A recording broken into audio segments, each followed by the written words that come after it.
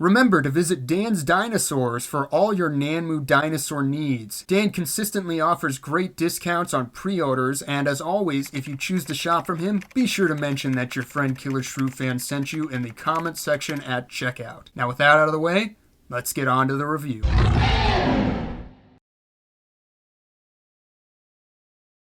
Hello everyone, and welcome back to Nanmu November. Today I've got some double trouble for you. It's these, the Nanmu Ceratosaurus Scavenger duo. Another 2020 release I only recently acquired. I originally held off on picking them up for a very simple reason. I couldn't decide which variant I wanted! Yes, when it comes to Nanmu, it's sometimes very easy and other times quite difficult to choose which version of the figure I want most. Traditionally, I opt for movie-inspired color schemes, but for creations that lack a movie counterpart, i.e. the Giganotosaurus, or ones that just happen to have a banging alternate color scheme, I usually do an awful lot of flip-flopping before making my choice. Very rarely will I opt to get both, and usually only when I can get the second at a deep discount. Well, that's exactly what ended up happening here. I got the blue variant for dirt cheap this past summer, but it was actually sent to me by mistake. I had asked for the red option. Still, it was hard to be upset. It's a great color scheme, and like I said, it was very inexpensive, so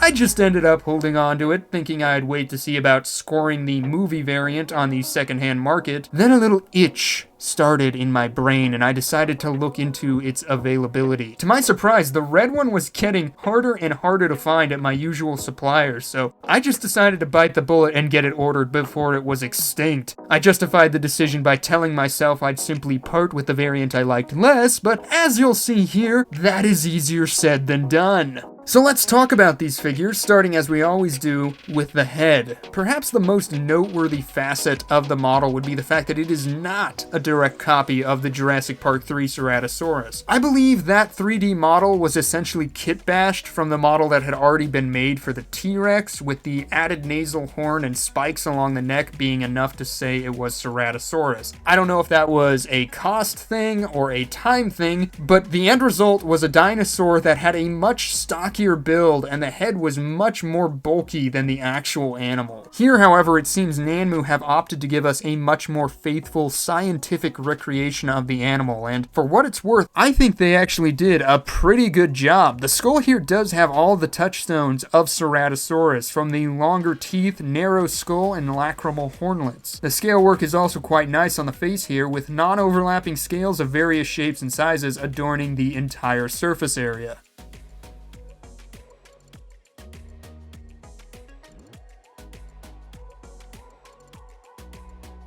The jaw does articulate on these figures, opening nice and smooth to reveal a lovely interior with a narrow pink tongue, cheeks, and upper palate, complete with nasal openings. As always, I love the teeth on these things. They're that realistic semi-translucent plastic with the shining enamel-like finish, and the color of yellow really gives them a nasty, lived-in appearance. One thing I'm not a huge fan of, however, would be the treatment of the horns. There's just something about the way they're painted and how we transition from the soft tissue that really doesn't look all that well handled. It just doesn't really look like it's growing from the skin. I don't know, and that paint looks pretty rudimentary compared to the rest of the figure. Still, it's not like it's bad, it's just not as well done as everything else. As we move down the body, you can see that the scale work gives way to more of a leathery hide on the neck, with all sorts of striations, skin folds, and wrinkles forming with the slight turn of the head. And you have got your first row of osteoderms starting just past the skull there. Moving down the body, you can see how that leathery skin texture continues down across the midsection, getting more and more complex and involved as it hangs down around the belly. A second row of ventral osteoderms then begins just past the shoulder blade and continues down to the hip of the figure, where you can see that the thigh is pushing the skin into the torso as the animal runs forward. Counter to this, you have got some pulling skin just past the thigh at the base of the tail, and you can see how the leathery striation skin work continues up the length of that long, gracile curve. The opposite side is much the same story in regards to its detail, although you can see Nanmu accounting for the movement of the piece and how the skin of the midsection is stretch somewhat tighter with the slight curve of the animal. You can also see some tension lines connecting to the thigh as it swings back, and the arm is pushing some skin against the ribcage as it folds up. Speaking on the arms, you can see how they are sculpted with the palms facing inwards, and they do have the 4th digit, even if the lengths of the digits feel a bit too uniform across the board. Both sets of claws have been painted a jet black, and the rest of the arm feels appropriately long with some nice muscle tones feeding up into the shoulder blade there. The legs of the figure are quite stout and robust, with flexing muscles that appear to bulge with the movement of the animal. You've also got some buckling skin around the joints, as well as plate scaling that begins on the backs of the toes and runs all the way up the front of the thigh. I like how the toes on the planted foot are splayed out to distribute the weight of the animal, while the toes on the other one are all curled up. One thing that does actually bother me a great deal on this figure would be the size of the feet, because it really looks like the right foot is quite a bit smaller than the left. I'm not sure if it's an optical illusion created by the toes being curled up and feeding directly into the ankle of the lifted foot, but even when you compare the girth of the toes themselves, the right toes just seem slimmer and not quite as long. It definitely strikes me as a glaring oversight on Nanmu's part and is a bit distracting, but if anyone has a way to kind of justify this sculptural decision, please let me know. And speaking of things that could be distracting, you have got the usual areas of seam lines on these models, including at the arms, thighs, and base of the neck, with the joining points of the arms being the worst offenders in this regard. Luckily, however, all the leathery skin texture helps disguise these blemishes quite well, so much so that you probably wouldn't even know they were there if you weren't looking for them like I am right now. Before we wrap up talking about the sculpts, here's a quick look at the dorsal view of the figure so you can get a look at the rows of osteoderms and scaly armor that runs along the back of the animal. Here you can also get a good look at the treatment on the top of the head, which I do quite like.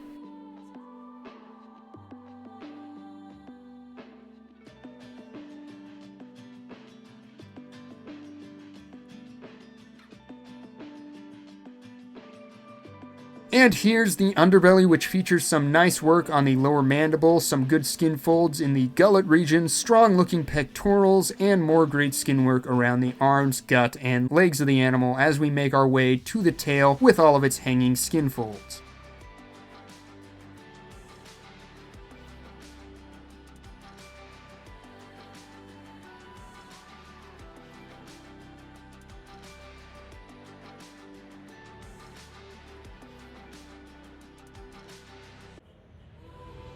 As for the pose, it is quite dynamic, but also completely believable in my eyes. The Ceratosaurus is captured mid-stride, hunkered down low with a slight right lean, arms held at the ready. This makes the figure look as if it's springing from an ambush after a prey item that is lower to the ground. I really do like the look of it. It reminds me of when dinosaurs roamed America, and mad props to Nanmu for this. It can actually balance without the base on that little right foot. At least my blue one can. And I've had this thing for months throughout the heat of summer, and it's still fine. It didn't warp and lose its ability to balance in the least, so that's really impressive to me. I mean, you have companies like PNSO who can't even get their quadrupeds to balance, and then Nanmu is over here doing stuff like this. The red one doesn't fare quite as well, but oh well, I'm just surprised even one of them can do it. So yes, two very well done sculpts on this one. I think Nanmu did an admirable job when it comes to creating something a little more faithful to the actual animal, and to do so in such a dynamic and interesting way is very cool to see.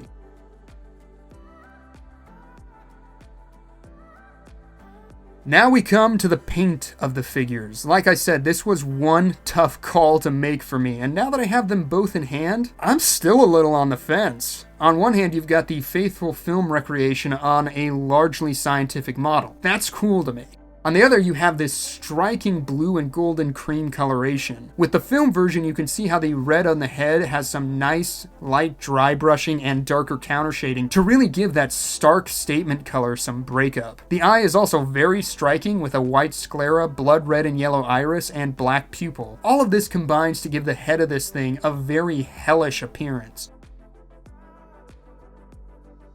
As you move down onto the body, you can see how the red transitions to that yellow tone with black airbrushed stripes running down the length of the body. I also really like how on the tail you can see that these stripes have a sort of brownish edge to them as they transition entirely to a brown instead of a black color, with a cream tone between, giving the paint some additional layers and complexity. One thing I'm not a huge fan of, however, would be the striping on the legs. I think it looks really good on the front there, with the washes of brown between the plate scalings providing it with a very crocodilian appearance, but it's kind of random on the thighs with stripes and spots that don't really match up on either side, giving it very little rhyme and reason. So yeah, overall, a cool take on the JP3 color scheme, but not without its faults. As far as the blue version goes, one thing I absolutely love about this one is the baby blue wash that's been applied across the figure, making all of that skin detail pop. You can see that the eyes are also a striking green, and the transition in color between the blue and golden tones is also very well handled. And I like the spots and stripes. Again, they're sort of random in their distribution and pattern, but it doesn't bother me on this one nearly as much because there are more of them. So taking all of this into consideration, this is why I love making reviews. I can sort of talk through my feelings in real time, and you're all forced to listen! I think the blue variant is the objectively better painted of the two, and since we're not dealing with a model that's the spitting image of the film counterpart, I guess that sort of negates the need for it to have a film-accurate deco. With that in mind, I think I am partial to the blue variant, although I am happy to have both and do greatly appreciate the work on the film version as well. Both figures do come with bases with a black plastic finish on the underside with all of the Nanmu logos and whatnots. The business end of the base depicts a sort of rocky, pockmarked outcropping. I love the layers to the sculpt here, how it isn't just a flat surface. It really gives the display some extra levels, and the paint jobs are quite nice. The red version comes with a grayer tone base that's been dry brushed over with some creams, while the blue version comes with a tan base with burgundy washes. It's interesting how they come with the bases that seem the opposite to their actual color schemes, but I for one like the contrast, and you are free to mix and match if you get both. To install the figure, all you have to do is slide the fixed metal peg up into the foot there. The blue one slots on fairly well to its base, and you can see that if you shake it, it does stay attached, but the red one is a little bit more loose. So you can see how it tends to slide off a bit. The models also come with these little great white shark figures in two different color schemes. Nothing too special about these guys, just a nice little bonus that you can give to your Scavenger or use with your Mosasaurus, which I'm sure is the intention. One thing I must comment on is that all these sharks really do is confirm that the Nanmu Mosa is way too small if it's been reduced to feeding on sharks of this size. Here you can see the sharks are essentially the same size as Chris Pratt instead of, you know, a nice big great white shark that the Mosasaurus eats like a potato chip, but I'm getting off topic here. I will say it's interesting that the sharks come with the Ceratosaurus because I recall seeing a paper recently that posits Ceratosaurus may have specialized in hunting aquatic prey more so than the land-dwelling animals of the Jurassic period. I believe the argument looked at how the massive teeth of Ceratosaurus could be useful for grasping slippery prey in the water, and that its smaller size wouldn't have allowed it to compete with larger predators like Allosaurus for the same resources. Just some food for thought, I suppose. Getting into the size of these figures, they come in at right around 12 inches long, or about 31 centimeters in a straight measurement, and stand in at just past 3 inches tall, or around 8 centimeters at the head when on their base. However, at the hip, you're looking at around 3¼ inches tall, or about 8.5 centimeters, and at the tail, easily the highest point, it comes in at 4 inches, or just past 10 centimeters off the ground. Now, the Ceratosaurus in the films was a bit upscaled, coming in at 30.5 feet, which would put this figure in that 1/30 scale range. However, since the model is more of a scientific interpretation, I think we should go off of Ceratosaurus' actual size to determine a scale. Now, Nanmu didn't assign a specific species of Ceratosaurus to this model, but given the angle of the lower mandible and sharp dip at the jugal, I'm inclined to believe this is meant to be our good friend Dentisulcatus. Now, if that's the case, the animal was estimated to be roughly 23 feet in length, which would put this figure at around 1/23 scale. For size comparison, let's start off by bringing in some other Ceratosaurus comparisons. First up, here it is with the classic Batat Ceratosaurus, who has to give Nanmu's a kiss if it's going to stand. I know I often say you can't beat the classic Batats, but this is one case where I think you easily have, and it shows just how far we have come in making dinosaur models over the years. Next up, we have the Papo Ceratosaurus, which I felt was a fairly decent effort on Papo's part at making a legitimate Ceratosaurus figure. And then we have Rebor Ceratosaurus Savage, and you can see that that figure stands a bit taller than the Nanmu offering there. Then again, it is slightly more erect and has a taller base, so maybe they'd be closer in height without that. And whereas I actually do quite like Rebor's offering, I know it's not for everyone, and I do think it's actually easy to recommend these Nanmu figures over that model. But even if you're going to skip Rebor Ceratosaurus, something you absolutely shouldn't skip is their beautiful Ceratosaurus Skull oddity. I took a look at this last month during my Spooktacular toy reviews, and I'm a fan. I think it looks really cool with these two as well. Then we have Mattel's Soundstrike Ceratosaurus, still in the box, but now you can get an idea of the disparity between the Jurassic design and the actual Jurassic animal itself. And as a final Ceratosaurus comparison, here it is with the massive Ceratosaurus Nick from PNSO, and that absolute unit of a figure is just a work of art in every way. Still, it is pretty massive, and I know some people aren't into that, so when it comes to Ceratosaurus figures, I think my favorite, most manageably sized of the bunch would be these Nanmu offerings. Now for some Nanmu comparisons, gonna start off with some Morrison friends. Here it is with the recently reviewed Pike the Stegosaurus, and yeah, obviously not in scale with one another, but look great side by side nonetheless. Next up, we have Blade the Allosaurus, again with Scavenger being too big to be in scale, but I suppose you could imagine Blade as a subadult specimen that's being attacked by a fully grown Ceratosaurus, because barring the wonky scales, they do look good with one another. And for a final Morrison comparison, here are the Ceratosaurus figures with Bastian the Apatosaurus, and this makes it look like the two have flushed a young Apatosaurus from the herd and are now trying to bring it down. And even with the Allosaurus being massively scaled up, you can see how Bastian still manages to dwarf them. And now for some movie counterparts, we're going to bring in another Sorna friend. It's the Ankylosaurus. Both of these guys made their debut in the Jurassic franchise with the third film, so it's cool to see them together in model form. And for a final dinosaur comparison, we have the Nanmu Spinosaurus Supplanter, looking absolutely incredible as always, and you can see that he dwarfs the Ceratosaurus here. Then of course we have Chris Pratt, who looks to come up to around the knees of the Ceratosaurus. If only Nanmu had included a small pile of poop to go along with this thing, then the whole image would be complete.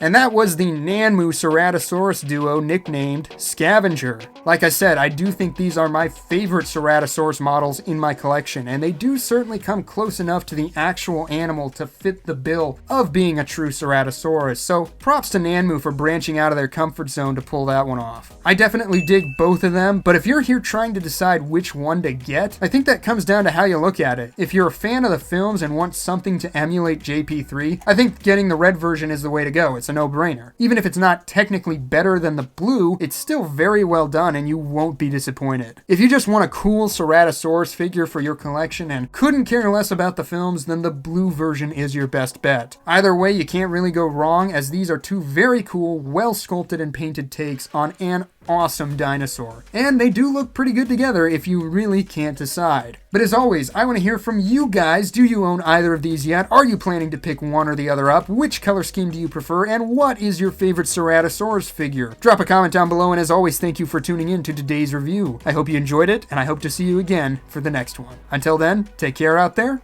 and goodbye.